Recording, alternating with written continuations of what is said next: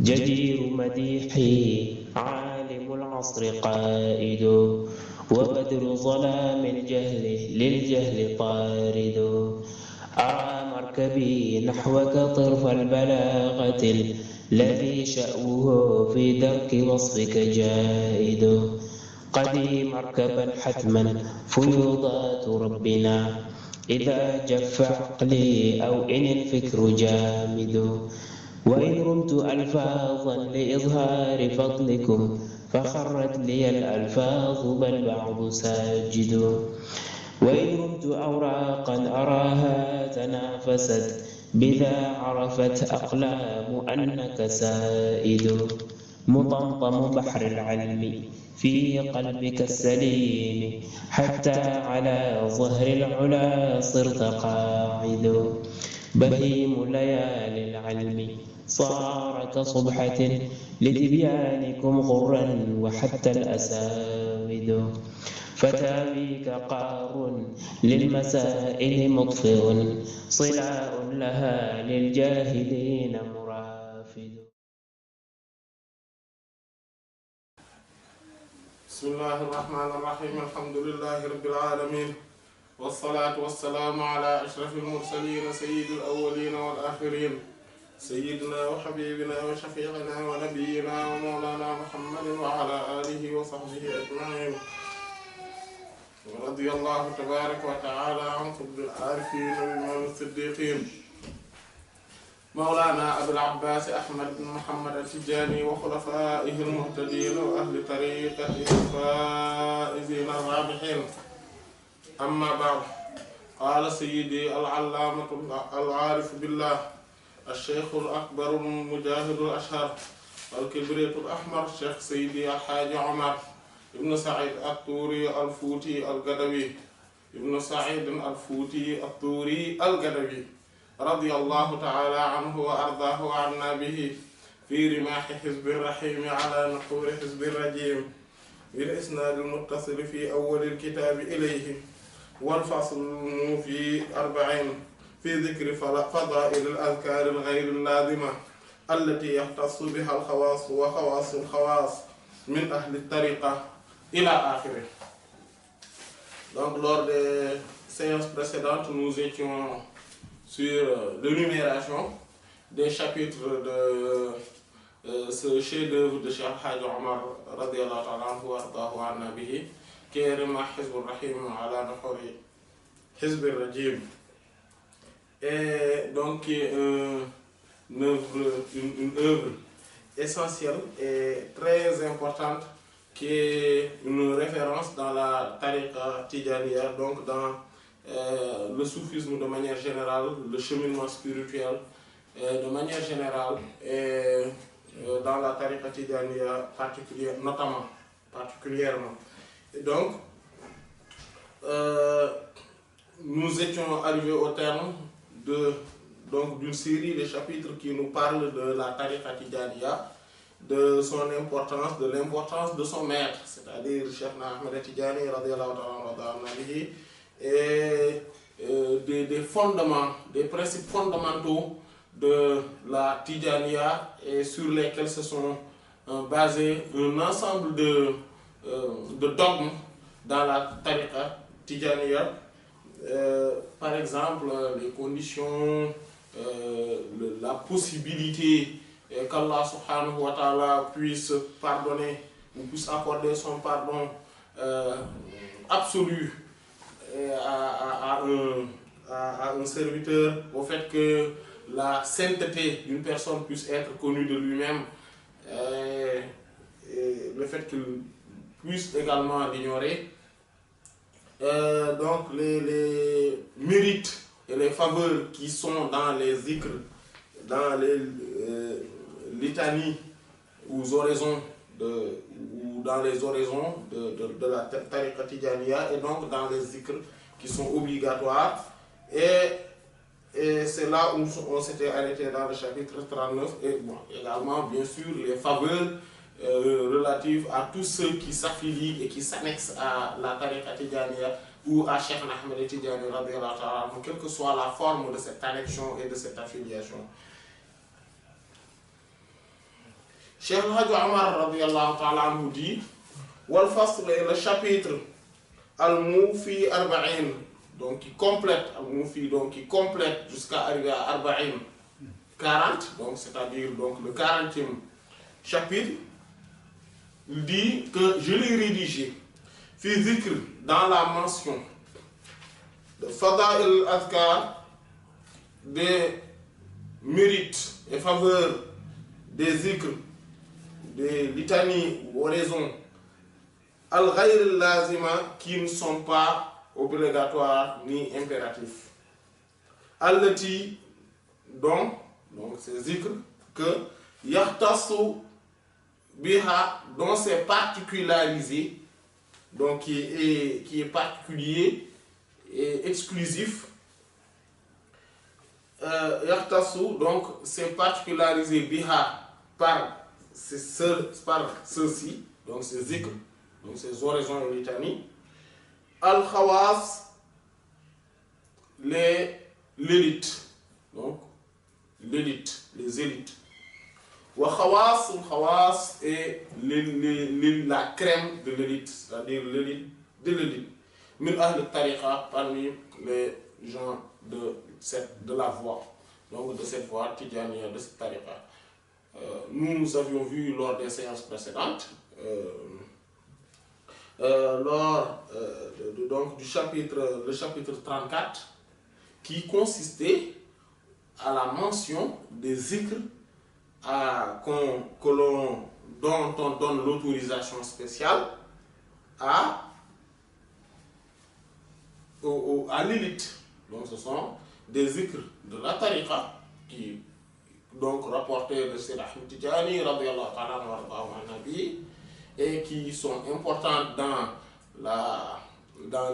l'évolution spirituelle, mais qui sont particularisés, en tout cas qui sont exclusifs, qui sont tellement exceptionnels qu'on ne le donne qu'à l'élite. Et certains parmi ces zikr, on ne le donne qu'à l'élite de l'élite. On ne le donne pas à tout le monde. Et donc dans ce chapitre 40, il parle donc des mérites de certains de ces zikr, comme la Hizb al-Sayfi, la Hizb al-Bahri, la Asma al-Idrisiya, ou plutôt Musabba'at al-Ashr, des choses comme ça. Voilà, certains de ces chapitres, de ces zikr. Donc c'est important. Et là aussi, il a précisé que certains de ces zikr-là ne doivent pas être donnés à tout le monde. Comme c'est le cas aujourd'hui. Que tous ces zikr-là, on les donne à tout le monde. Alors qu'en réalité, les choses ne sont pas ainsi faites. Il y a une hiérarchisation des choses, en tout cas dans l'évolution spirituelle. Il y a aussi un cheminement à faire. On ne peut pas aujourd'hui entrer dans la voie aujourd'hui même et vouloir être khalife aujourd'hui même. Allah subhanahu wa ta'ala fait ce qu'il veut. Cheikh Tidjani radiyallahu ta'ala, s'il le décide, il nomme quelqu'un khalife le jour même où il entre dans sa tariqa. Il le nomme khalife de sa voie. Donc, s'il le veut. Mais, quand on parle du général, on ne peut pas généraliser des cas particuliers. Et aujourd'hui, c'est le cas. On voit que beaucoup de choses qui étaient données auparavant qu'à l'élite, maintenant, est donné à tout le monde. Et que si quelqu'un aussi, si on fait patienter quelqu'un par rapport à tout cela, il pense qu'on le minimise ou qu'on le méprise, ou bien qu'il commence à bouder et à montrer son mécontentement et son indignation. Et ça, c'est des gens qui demandent beaucoup parfois, qui essaient de vouloir accéder très tôt au secret. Voilà. La première chose qu'ils disent en voyant un cheikh qu'ils pensent, en tout cas qu'ils connaissent ou qu'ils pensent qu'il a accédé à un très haut niveau de la spiritualité et qui détient certaines lumières et secrets, la première chose qu'il le demande est donnez-nous des secrets, donnez-nous des noms, donnez-nous des choses comme ça. Alors que cette voie n'est pas conçue pour recevoir des secrets. Cette voie est conçue pour n'avoir que pour objectif Allah. L'être suprême, l'être absolu. Allah.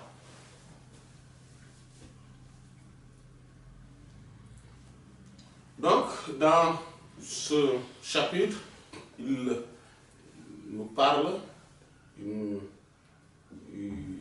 parle des mérites de ces askars. Voilà. Maintenant, il y a aussi une autre chose, c'est-à-dire que aussi bien qu'il ne faut pas être laxiste par rapport au fait qu'on donne ces askars, de la même manière, il ne faut pas aussi également être très réservé et à la limite radin par rapport au fait de donner ces askars également. Il faudrait trouver le juste milieu et fonctionner par rapport à la justice et que les choses ne se font pas par clientélisme. C'est l'essentiel. Wal fasl, le chapitre Al-Hadi wal Arba'un, 41. Donc le 41e chapitre. Wal fasl Al-Hadi wal Arba'un. Le chapitre 41. Fi sharhi, donc il dit que je l'ai rédigé, fi sharhi dans le commentaire. Ma'ani, des sens, l'azkar, des zikr, des litanies, oraisons, al-lazima, obligatoire, impératif, fi tariqati, dans la voie. Donc, nous savons que dans la voie de la Tidjaniya, dans la voie tidjanite, donc la tariqa tidjaniya, il y a 3 lazim. Il n'y a que 3 lazim. C'est pour cela qu'on dit que la tariqa tidjaniya ne consiste qu'à ces 3 choses. Toute autre chose n'est pas véritablement la tariqa. Alors, la tariqa tidjaniya, c'est 3 choses, essentiellement. C'est ce qu'on appelle les lazim. Il y a le wird qui est un lazim, la wazifa est un lazim, et le zikr du asr de vendredi, qu'on appelle hadrat al-jum'a ou al-haylala du vendredi, est aussi un lazim. Donc ce sont ces 3-là qui sont des lazim de la tariqa. Voilà. Le wird, donc comme on le sait, ce sont les 300. Voilà. Les 100 istighfar, les 100 salat ala nabi, quelle que soit la version, la formule, mais que la salat al-Fatihi est meilleure, et les 100 la ilaha illallah. La wazifa consiste à 30 istighfar, mais avec une version connue. C'est astaghfirullah al-azim alladhi la ilaha illa huwa al-hayyul qayyum, 30 fois. Et la salat al-Fatihi, donc, qui est obligatoire dans la wazifa, 50 fois. La ilaha illallah, 100 fois. Et la Jawharatul Kamal, la perle de la perfection, 12 fois. Et si on ne peut pas avoir de pureté par l'eau, c'est-à-dire on ne peut pas se laver, faire le lavage rituel ou les ablutions mineures, et qu'on a donc des souillures ou qu'on a des souillures sur soi-même, etc. Ça, on peut ne pas faire la jawhara. De même, si on ne mémorise pas la jawhara également, donc on ne va pas le faire. Et si on est en voyage, c'est-à-dire qu'on est dans une monture ou sous une monture, on ne le fait pas également. Voilà. Et dans ces cas de figure, on remplace les 12 jawhara par 20 salat al-Fatiha. Donc c'est ça. Et la haylala donc du vendredi, c'est-à-dire le zikr du asr du vendredi, qui consiste à dire la ilaha illallah si on est un groupe, donc et on le fait en groupe, donc on fait les la ilaha illallah, la ilaha illallah, la ilaha illallah, donc soit du asr, juste après la prière de asr, jusqu'au coucher du soleil, ou bien on le commence 2 heures de temps avant le coucher du soleil, ou on le commence 1 heure de temps avant le coucher du soleil, et ceci est obligatoire. On ne peut pas retarder ce zikr au-delà des 1 heure dans la mesure du possible. Donc, dans la mesure du possible. Quand on parle dans la mesure du possible, de qadr istita'a, cela ne veut pas dire que on peut rester en train de discuter du coq à l'âne, et à un moment donné, on se dit que voilà, il est l'heure, on peut faire la hadara, et c'est ce on ne peut avoir que 40 minutes, 45 minutes ou 50 minutes. Ce n'est pas ça dans la mesure du possible. Dans la mesure du possible, c'est qu'on n'a pas les possibilités matérielles de faire la hadara dans ces 1 heure. Voilà. Soit on avait des empêchements vraiment et qu'on a tout fait pour venir à l'heure, pour être à l'heure, en tout cas pour le commencer. Mais qu'Allah nous préserve. Maintenant, cette pratique dans la tariqa est tellement négligée, ya subhanallah, que beaucoup pensent que ceci ne fait pas partie des conditions de la hadarat al-Jumu'ah. Le fait que cela doit être au minimum 1 heure de temps avant le coucher du soleil, dans les mesures du possible. Voilà. C'est-à-dire que si on ne peut pas le faire dans ces 1 heure-là, pour X raisons, on le fait quand même si on a quelques minutes. Mais quand même, il faudrait le faire, en groupe. Cependant, si donc on fait la ilaha illallah, la ilaha illallah, la ilaha illallah jusqu'à la fin, ou Allah, Allah, Allah, Allah, Allah, Allah jusqu'à la fin. Ou bien la ilaha illallah, la ilaha illallah, donc la moitié du temps, et Allah, Allah l'autre moitié, ou bien la ilaha illallah jusqu'à un moment, après Allah, Allah, on finit par Allah, Allah. Ce qu'on ne peut pas, c'est commencer par Allah, Allah et finir par la ilaha illallah. C'est ce qu'on ne peut pas. Voilà. Maintenant, si on est seul, on le fait 1000 fois. Donc, avant le coucher du soleil, on le fait 1000 fois. Ou bien on le fait 1200 fois. Ou bien on le fait 1400 fois. Ou bien on le fait 1500 fois. Voilà. Ou bien on commence par la ilaha illallah 1000 et Allah, Allah, les autres. Ou bien on fait la ilaha illallah 800, Allah, Allah, Allah. On peut faire 800, ça fait 1600.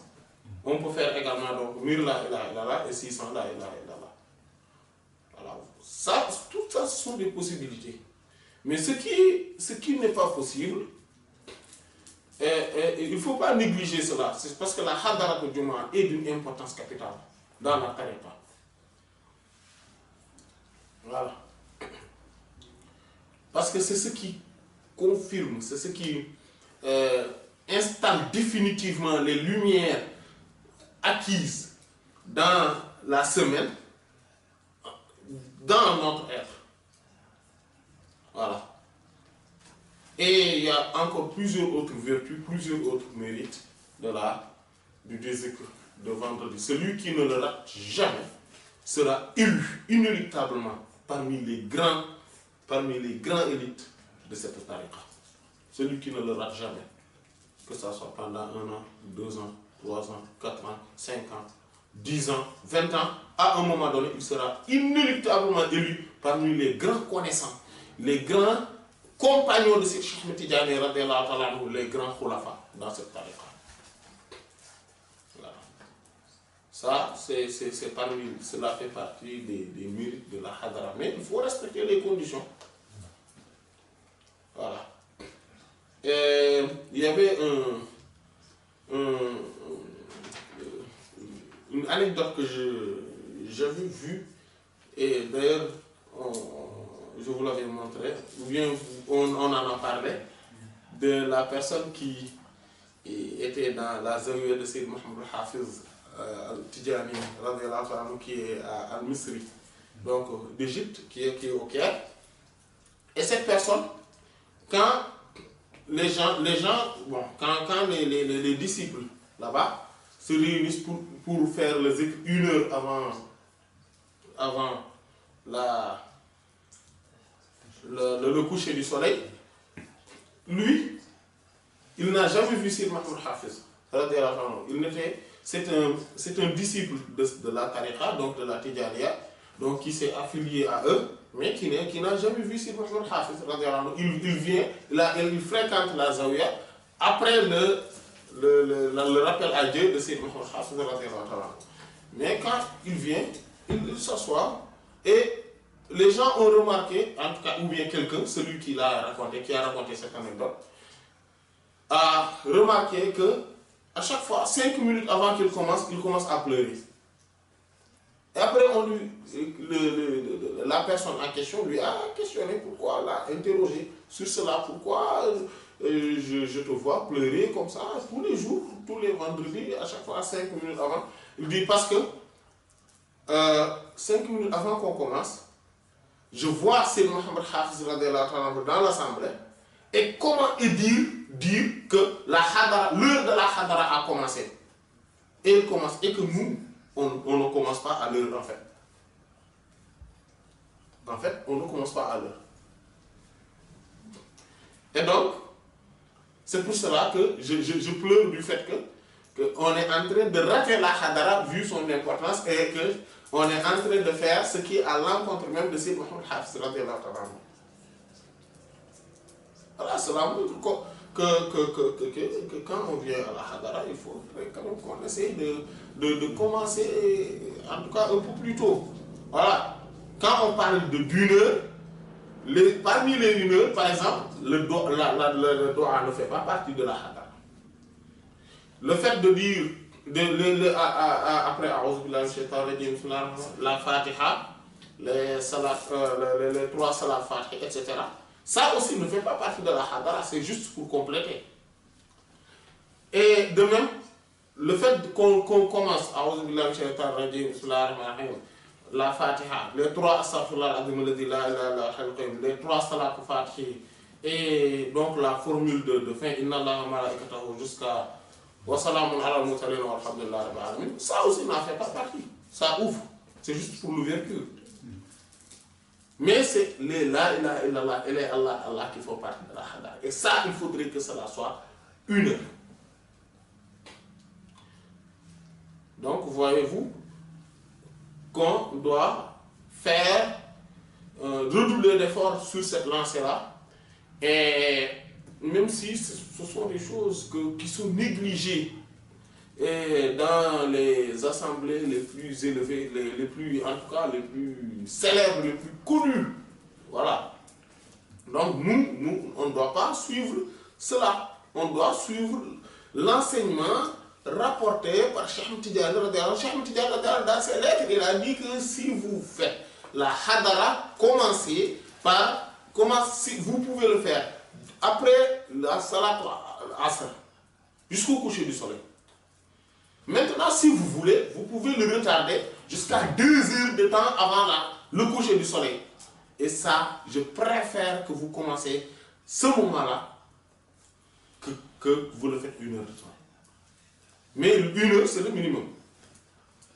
Maintenant, il y a des gens qui vont dire, oui, 1 heure de temps, est-ce qu'à cette époque, ça va se commencer, etc. Mais c'est comme si les gens ignorent que qu'en fait, la classification ou la répartition des heures, des jours, des semaines et des mois sous cette forme-là, que ce soit grégorienne ou lunaire, était connue depuis Mathusalem.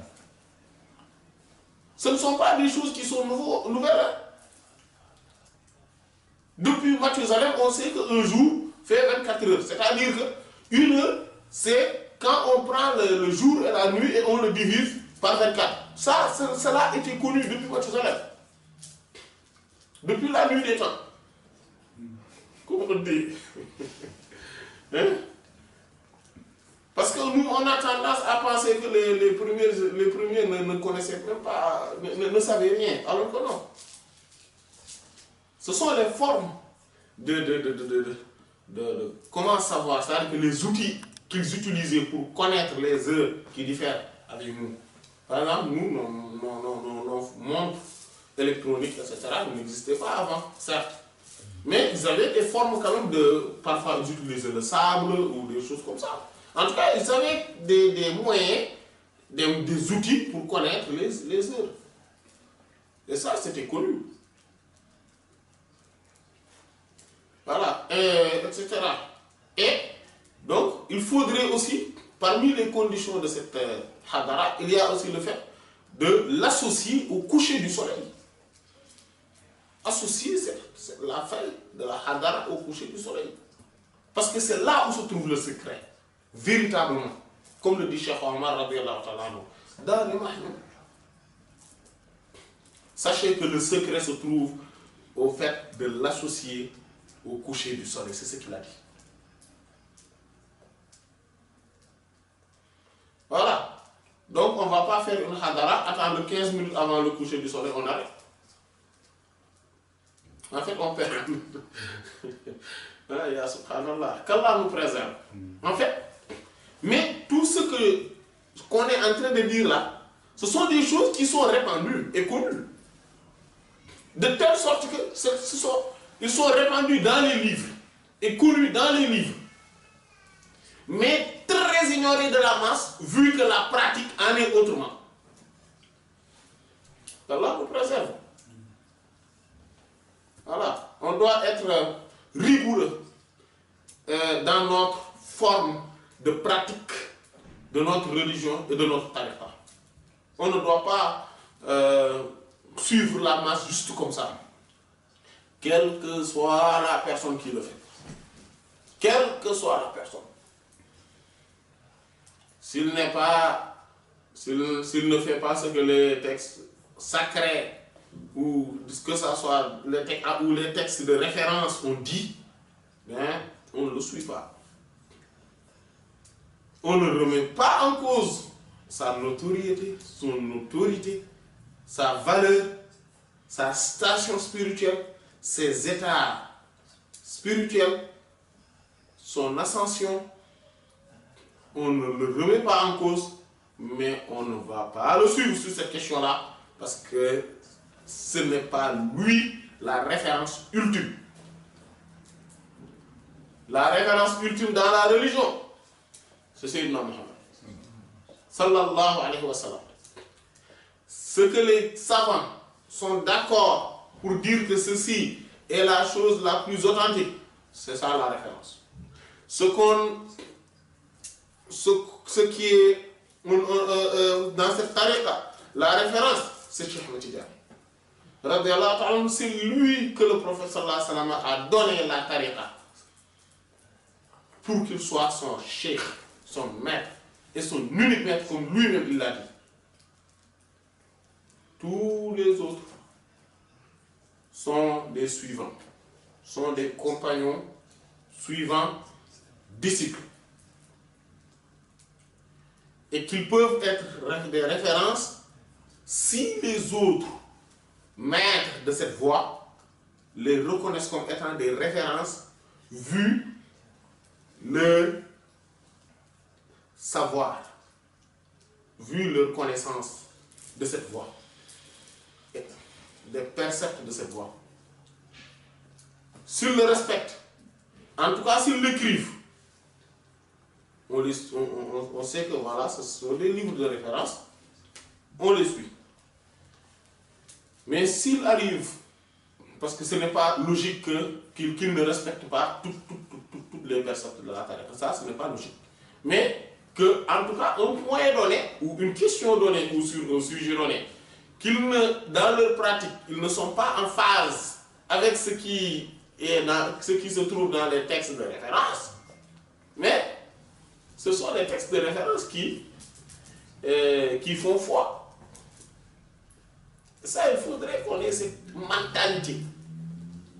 Cette mentalité, il faut que cela nous habite. Voilà.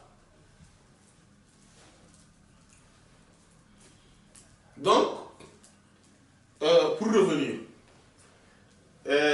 dans ce chapitre, c'est-à-dire 41, Cheikh Hadj Omar radiyallahu ta'ala anhu nous fait donc l'exégèse de ces trois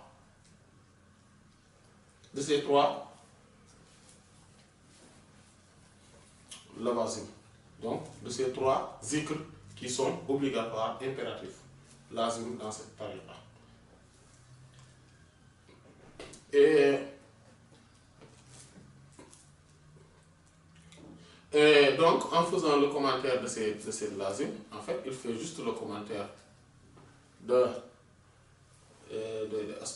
l'istighfar, donc avec les deux versions, donc soit le astaghfirullah ou l'astaghfirullah azim alladhi la ilaha illa huwa al-hayyul qayyum, et de la salatul fatih, de la ilaha illallah avec Allah et de la jawharatul kamal. Parce que c'est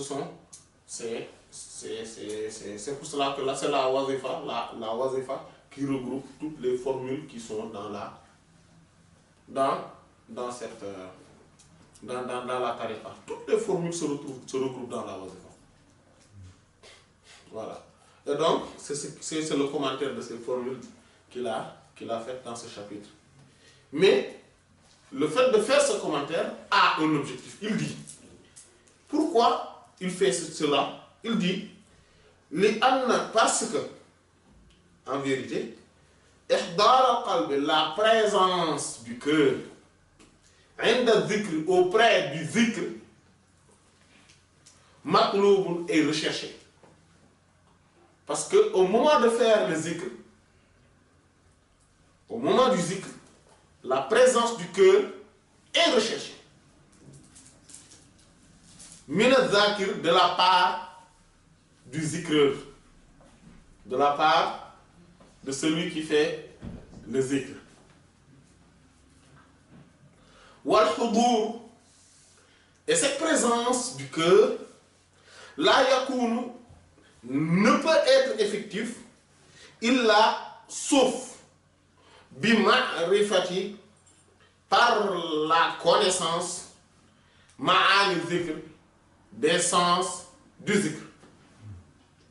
Si je ne connais pas le sens de ce que je suis en train de zikrer, je ne peux pas avoir totalement la présence du cœur. Voilà.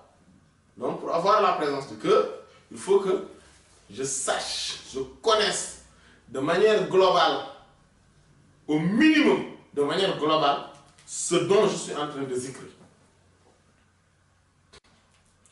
Parce que les mots, les termes, les expressions, les lettres qui les composent ne sont pas simplement de la symphonie, mais cela est composé également des sens. Il y a les sens qui sont leur esprit.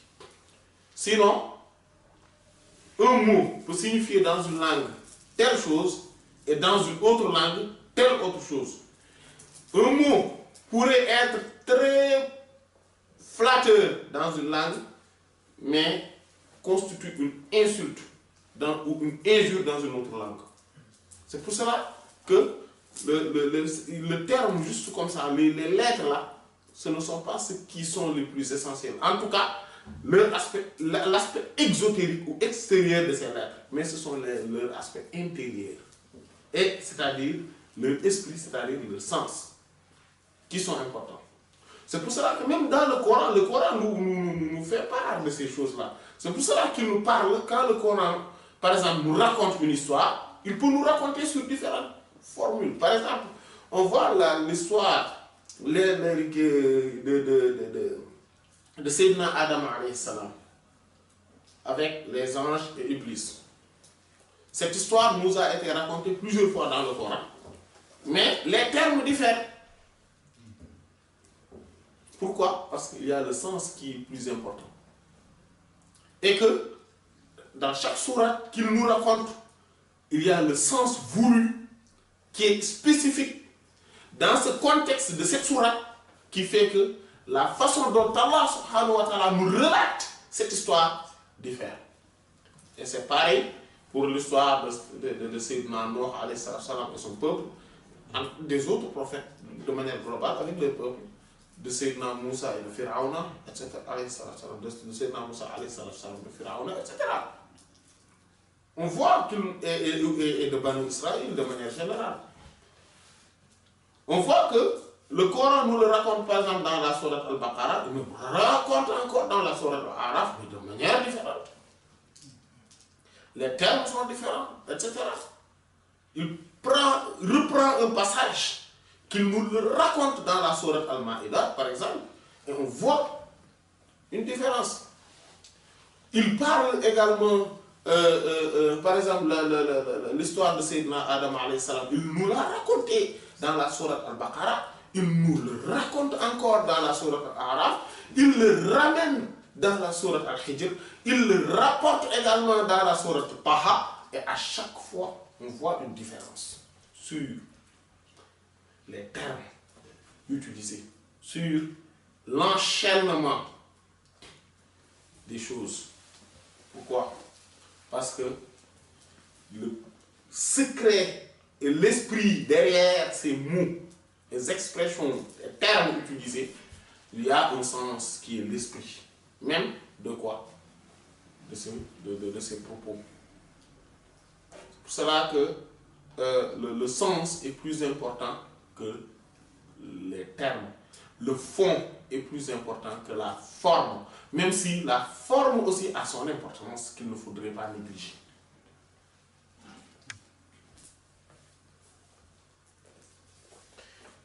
Il dit, radiyallahu ta'ala anhu, Cheikh Omar, radiyallahu ta'ala, il dit, wal hudur, et la présence. Vous voyez? La présence, donc la présence du cœur, huwa est ruhul a'mal, l'esprit des œuvres. Les actes d'adoration, les œuvres, c'est la présence du cœur. Ihdarun niyya. Comme Imam An-Nawawi, vous voyez, quand il a commencé, il a débuté son Riyad al-Salihin, il a commencé par là, le chapitre de la présence, du fait Istihdarun niyya, voilà. De fait d'avoir, ou bien de rechercher, ou bien de faire l'effort d'avoir la présence de l'intention auprès de tout acte, auprès de toute œuvre. Parce que c'est pour ça que le prophète d'ailleurs, sallallahu alayhi wa sallam, l'a dit, innamal a'malu binniyat. Les actes sont proportionnels et ou ne valent que par leurs intentions. C'est pour cela qu'il y a aussi cette qaïda, cette règle extrêmement importante. Toute la charia, toutes les lois dans le fiqh, dans la législation islamique, sont regroupées, pourraient être regroupées dans cinq qawaïd, règles générales, globalement, 5. Et le premier, c'est al-umur bi maqasidiha. Les choses sont proportionnellement importantes ou valeureuses,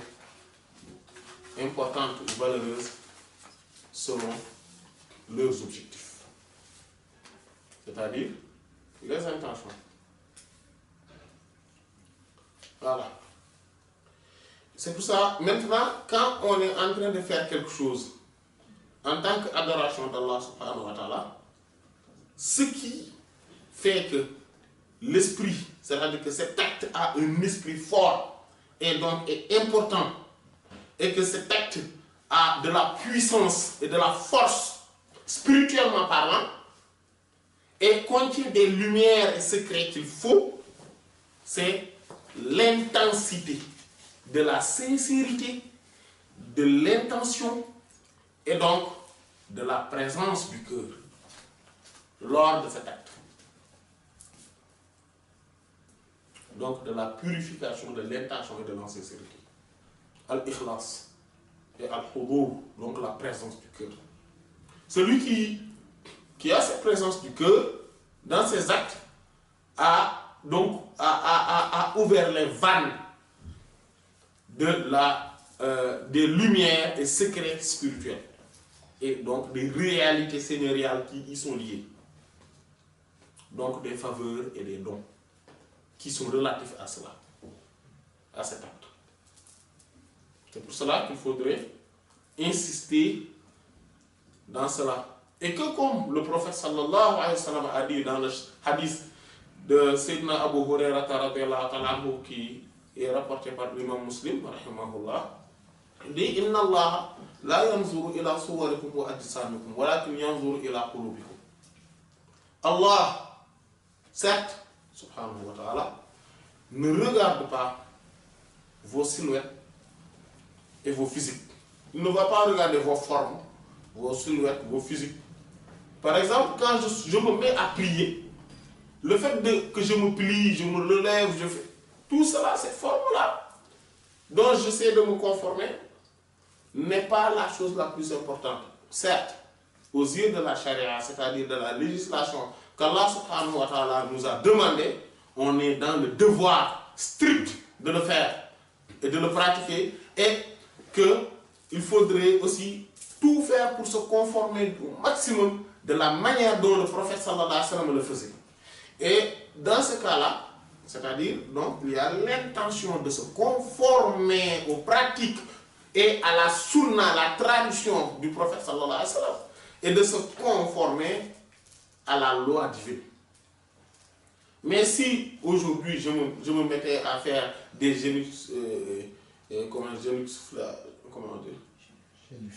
génuflexions, voilà, des génuflexions, etc. Voilà, je me replie. En fait, je fais la prière alors que je voulais juste faire un peu de sport. Cela n'a aucune importance. Mais il faut l'intention. Si je fais ma prière en ayant cette intention-là, j'aurai une prière. Quelqu'un qui me suit et qui ne sait pas ce que je suis en train de faire, et il essaie de faire la même chose parce qu'il voit que cela pourrait être apaisant, cela pourrait ressembler à un peu de yoga, cela pourrait lui rapporter un peu de paisibilité, cela pourrait lui apporter, en tout cas cela consiste à un sport qui lui convient, en tout cas qui convient à sa forme physique, etc. Celui-là n'aura rien dans cela. Donc il faudrait l'intention. Allah subhanahu wa ta'ala donc ne regarde pas quoi? Nos formes, mais il regarde les intentions. Il ne regarde pas nos physiques, mais ce qui l'importe c'est le cœur. Donc dans cela également, si je fais la prière et que j'ai pour intention l'adoration d'Allah subhanahu wa ta'ala, le suivi des enseignements du prophète sallallahu alayhi wa sallam, tant bien que mal, le péché qui consiste au délaissement et l'abandon de la prière me sera levé. Je n'aurai plus ce péché-là. Cependant, pour que je gagne, en tout cas je bénéficie et profite de manière optimale de cette prière, il faudrait que j'aie la présence du cœur. C'est pour cela que les savants sont unanimes, comme l'a dit l'imam Muhammad ibn Habib Ash-Shawkani, rahimahullah, dans Fath al-Qadir, donc c'est son tafsir. Il dit que, donc auprès du verset qui dit Alladhina hum ala salatihim khashu'un, qad aflaha al-mu'minun alladhina hum ala salatihim khashu'un. Donc le deuxième verset de la sourate Al-Mu'minun. Al-Imam Ash-Shawkani rahimahullah dit que tous les savants sont unanimes sur le fait qu'on a de la prière que ce dont on a ce dont on a été, c'est-à-dire on a été présent, c'est-à-dire que ce qu'on a réalisé comme présence du cœur pendant la prière. C'est pour cela que le prophète sallallahu alayhi wa sallam a dit dans un autre hadith qui est dans le Musnad de l'imam Ahmad rahimahullah, il dit que quelqu'un pourrait faire la prière et qu'il n'aurait de sa prière que la moitié, que le tiers, que le quart, que le cinquième, que le sixième, et que le septième, que le huitième. Et parfois, quelqu'un finit sa prière et qu'il n'a rien de la prière. Pourquoi? Parce que pour l'absence de la présence du cœur. Quand je fais la prière, parce que Allah, comme il ne voit, Allah, il ne regarde pas l'extérieur, il regarde l'intérieur. Donc quand je viens, je fais la prière, parce que la prière en tant que telle est un entretien intime avec Allah subhanahu wa ta'ala. Donc c'est pareil le zikr. C'est pour ça qu'il dit que wala zikr, il dit inna salata tanha anil fahsha'i wal munkar wala zikrullahi akbar. Certes, la prière, l'office de la prière empêche à son faiseur, hein, donc tanha anil fahsha'i wal munkar, donc des turpitudes et des blâmables et du blâmable. Quelqu'un qui respecte la prière dans les heures qu'il faut le faire, dans son horaire légal, avec les conditions qu'il faut, avec les piliers, etc., celui-ci aura pour bénéfice le fait de s'éloigner des turpitudes et des choses blâmables, des vices. Et il dit wala dhikrullah akbar. Et je jure, certes, que la mention ou l'évocation d'Allah subhanahu wa ta'ala, donc le zikr, le fait du rappel, le rappel d'Allah subhanahu wa ta'ala est encore plus grand. C'est-à-dire le rappel d'Allah subhanahu wa ta'ala qu'on est en train de faire dans la prière. C'est pour cela que le prophète Allah subhanahu wa ta'ala dit à Sayyidina Moussa alayhi salam wa aqimi salata li zikri, et accomplit l'office de la prière afin de mon rappel, de mon évocation. Donc c'est le fait qu'on est en train de faire la mention du rappel d'Allah subhanahu wa ta'ala, l'évocation d'Allah subhanahu wa ta'ala pendant la prière. Donc cette prière-là, ce zikr-là, cette mention, ce rappel, cette présence du cœur est plus grande que la prière accomplie exotériquement et superficiellement en tant que telle. Mais cela ne veut pas dire, comme certains le pensent, que le zikr en tant que tel est meilleur que la prière en tant que telle. Cela n'est même pas logique. Comme le prophète a dit, sallallahu alayhi wa sallam, dans le hadith de Sayyidina Huzayfa radiyallahu ta'ala anhu. Dans le hadith est rapporté dans les deux sahih. Le prophète sallallahu alayhi wa sallam, il a dit i'malu wa lan tahsaw wa'lamu anna khayra a'malikum as-salah. Œuvrez et sachez que vous ne pourrez jamais accomplir, vous ne pourrez jamais parfaire ou en tout cas cerner toutes les bonnes œuvres existentielles. Mais sachez que la meilleure de vos œuvres est la prière. Donc le prophète lui-même a dit, sallallahu alayhi wa sallam, dans le hadith de Sayyidina Abdullah ibn Mas'ud aussi reporté dans les deux sahih, il a dit ayyul a'mal afdal. Il a demandé au prophète sallallahu alayhi wa sallam quelle est la meilleure des actes. Il a dit as-salatu ala waqtiha. Le fait d'accomplir l'office de la prière à son heure, dans son heure légale. Donc, si on regarde, on voit tout cela, on sait que le fait, la prière en tant que telle, il n'est pas logique que notre acte, quel que soit cet acte, une autre œuvre, quelle que soit cette œuvre, puisse être meilleure que la prière en tant que telle. Mais la présence du cœur, la mention, le rappel d'Allah subhanahu wa ta'ala, c'est-à-dire qui est même l'esprit même de la prière, pendant cette prière, pendant et au moment de l'accomplissement de la prière est encore meilleur que la prière elle-même. C'est ce qu'il dit. Et donc ce zikr, dit voilà zikrullah akbar, et donc c'est même l'objectif. Parce que quelque chose est important selon ses fins. C'est-à-dire l'objectif à atteindre après, pendant cela, selon ses fins. Et la prière est plus importante car sa fin est plus importante, c'est le zikr. La mention, la présence du cœur, la présence d'Allah subhanahu wa ta'ala dans le cœur.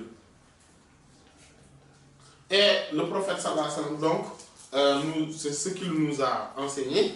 Et c'est quand quelqu'un donc fait la prière, il dit, quand quelqu'un, quelle que soit l'œuvre, quel que soit l'acte, l'œuvre en tant que telle, Allah subhanahu wa ta'ala ne regarde pas les formes ni les physiques, mais il regarde quoi? Les cœurs. Il regarde les cœurs. Et la prière est un entretien avec Allah subhanahu wa ta'ala. Tout comme le zikr, c'est un entretien avec Allah subhanahu wa ta'ala. Et quand on est en train de faire, quand on fait le zikr, donc on est en retraite spirituelle, même si on est dans une assemblée. On est en retraite spirituelle intérieurement avec Allah. C'est pour cela que la meilleure façon de faire le zikr, c'est de le faire avec le cœur. Zikr al-qalb. Et quand on fait son zikr, ou bien quand on fait donc un acte d'adoration, quel que soit cet acte, mais on a la présence du cœur, on a Allah subhanahu wa ta'ala, c'est-à-dire on est en entretien intime avec Allah subhanahu wa ta'ala, et de manière optimale.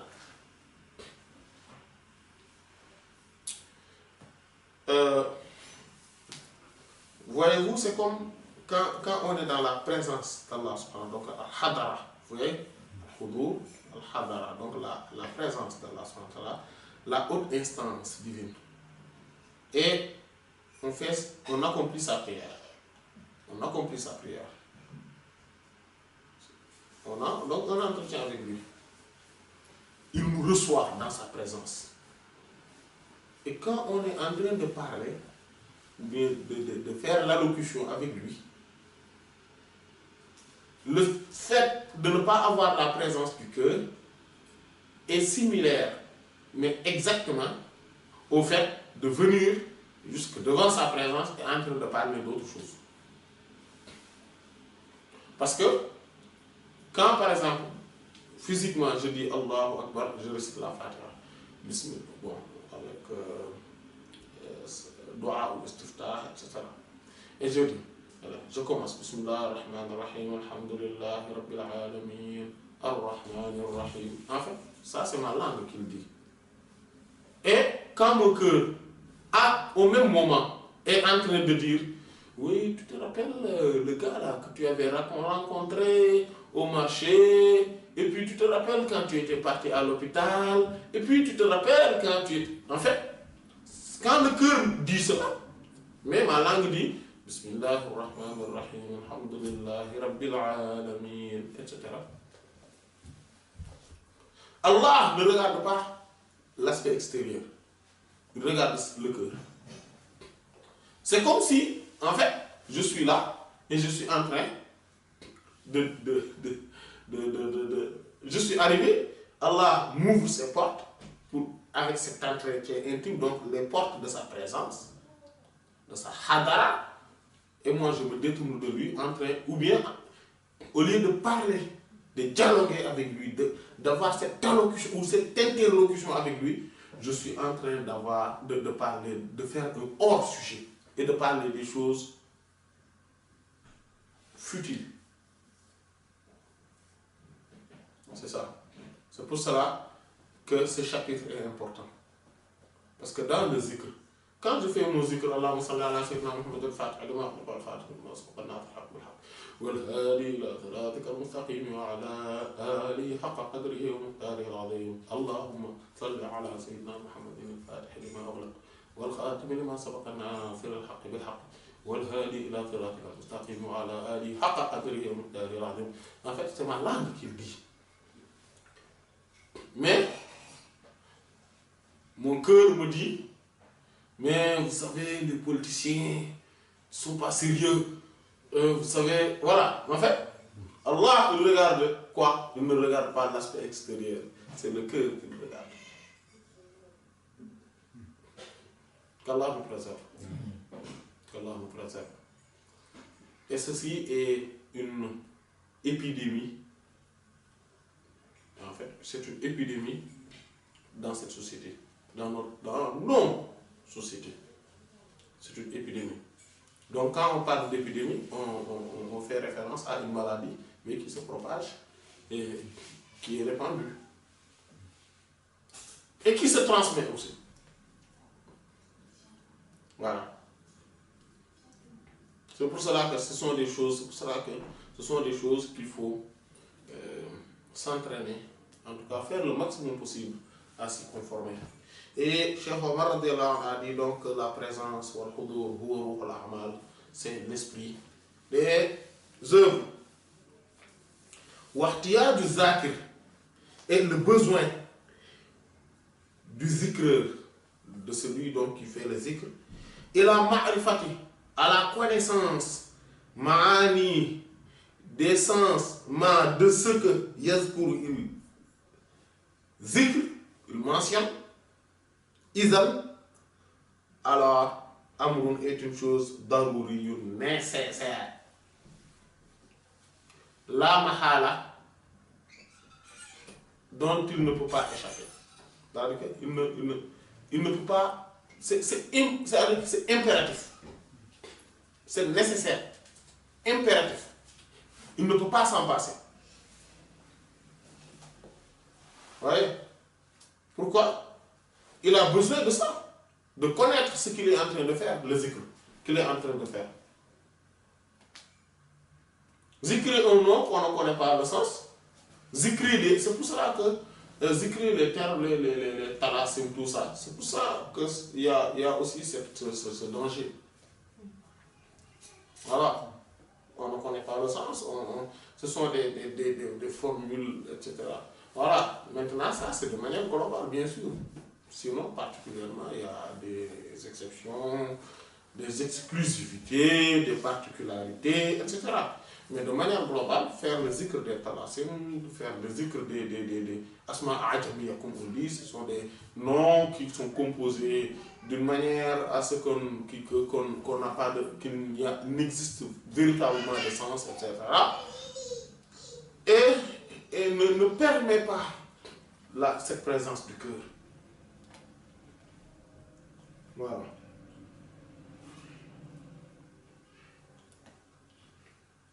Wal fasl est le chapitre Al-Thani wal Arba'un, donc 42.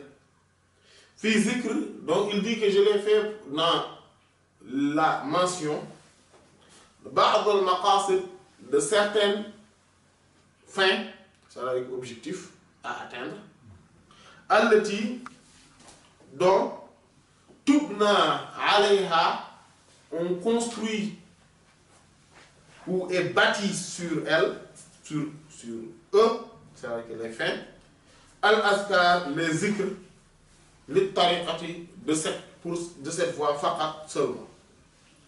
Donc, il parle là, donc, dans ce chapitre, il dit quand quelqu'un, par exemple, dit A'udhu billahi minash shaitanir rajim, c'est là qu'il faut commencer pour frapper à la porte d'Allah subhanahu wa ta'ala. Il faut se débarrasser également d'abord donc des impuretés liées au plus grand ennemi, c'est-à-dire Satan.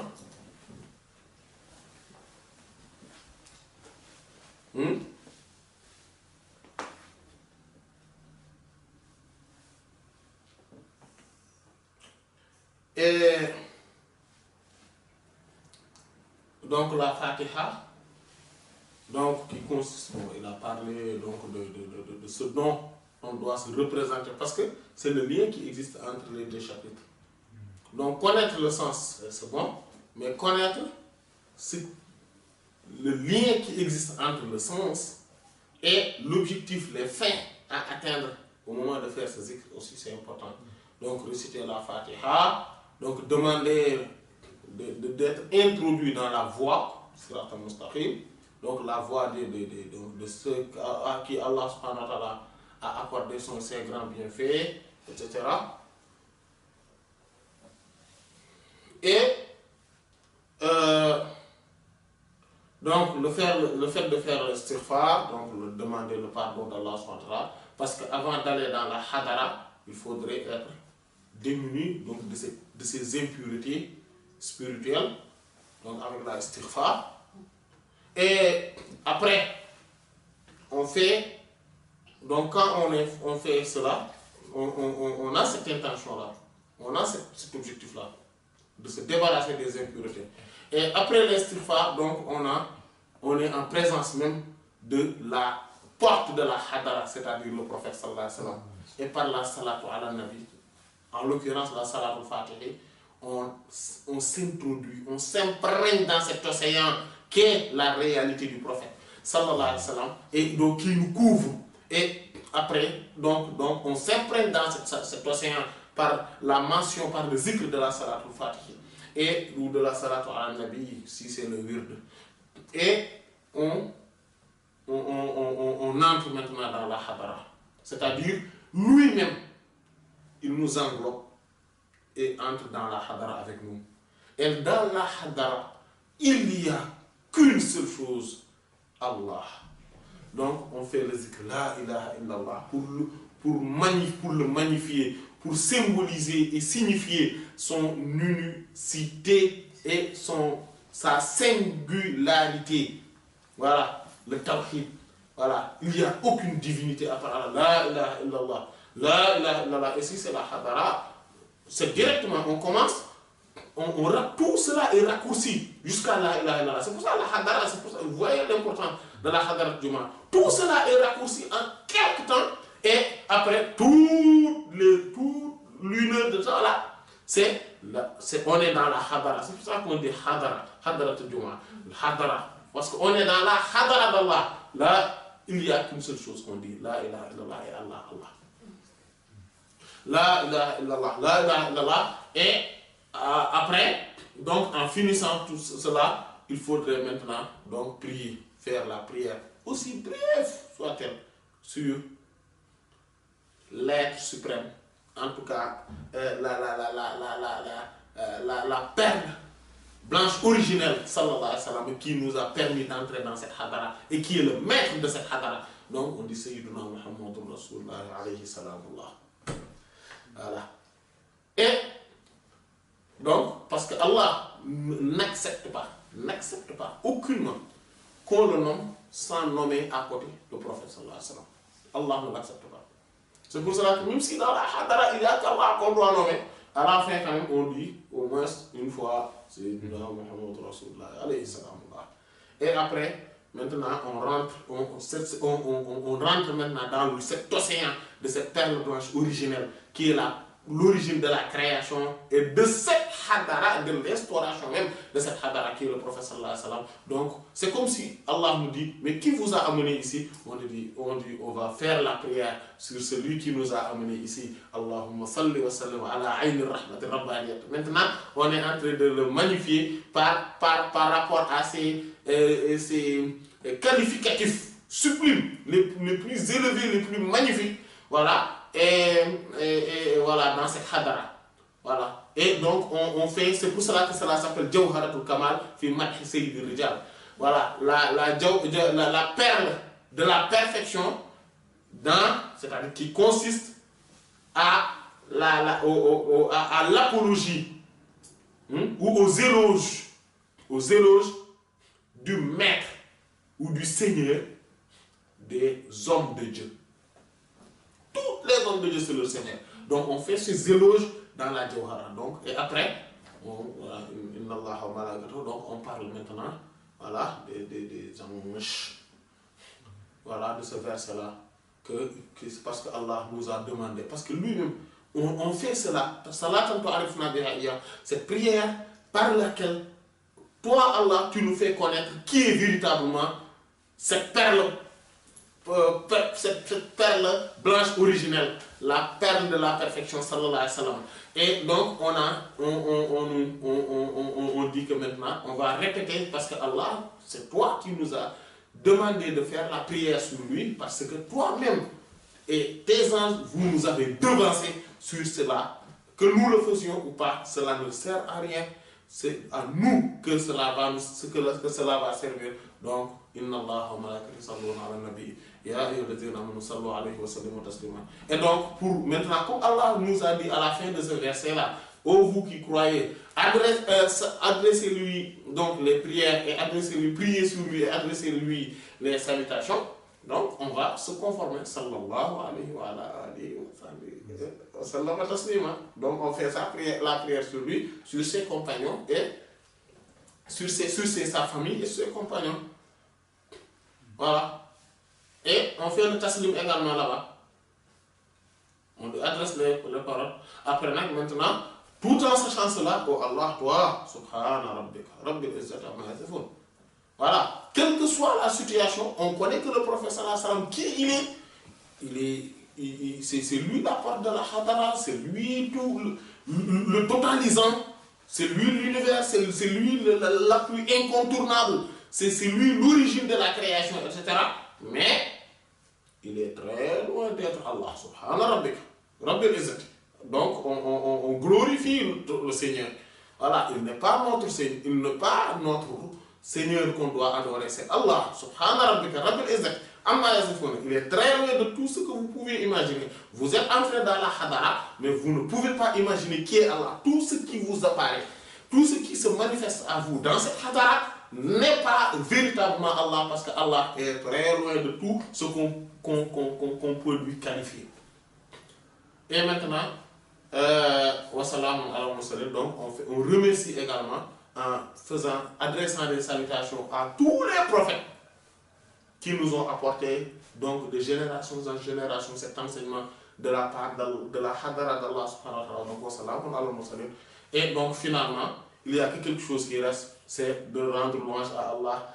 C'est ce qu'il a débuté, son Coran, c'est ce que nous allons finir, walhamdulillah rabbil alamin. Et c'est ce que les anges vont dire le jour après le jugement et que les gens vont entrer en enfer, d'autres vont entrer à paradis. Il dit que les anges vont taral malaikata hafina hawla arsh. Voilà. Après on dit quoi? Donc les anges vont tourner autour du trône, glorifiant le Seigneur, en manifestant ses louanges, et après il dit c'est la dernière parole. Les gens du paradis, leur dernière chose à dire c'est alhamdulillah. Donc c'est ce que les gens de la hadara disent également en dernier lieu. C'est pour cela qu'on le finit aussi dans la wazifa, dans les autres zikrs de la tariqa. Voilà. Donc c'est cet objectif-là. Il faut avoir en présence cet objectif quand on fait les wirds, la wazifa, etc., la hadara et les autres wirds. Mais en tout cas, voilà, nous l'avons dit de manière globale, comme ça. Hein. Voilà. Qu'Allah nous permette d'avoir ces présences du cœur et d'atteindre ces fins, ces objectifs et d'être dans la servitude perpétuelle, dans l'amour éternel et sincère envers le prophète sallallahu alayhi wa sallam et envers Cheikh Ahmed Tidiane radiyallahu ta'ala anhu. Qu'Allah subhanahu wa ta'ala donc nous permette à réaliser tous les objectifs de cette tariqa. Wallahu ta'ala wa sallallahu ala sayyidina Muhammad wa ala alihi wa sahbihi. سبحان ربك رب العزة عما يصفون مضاعفا ومنكركم يشقى عن الحق حائد والنور فيض الكتم منه ويسقيك أنوارا جدوك وتأجدك في كيف لفرهد حيك الأصفاد ضمت مكائد فما كثرت إلا عليك مدائحي وما حسنت إلا وما حي بقول فيك إلا شهدته ليس فيه ذات حق ليس فيه بل فيك خالق محمد فيك أنت المصطفى محمد أنت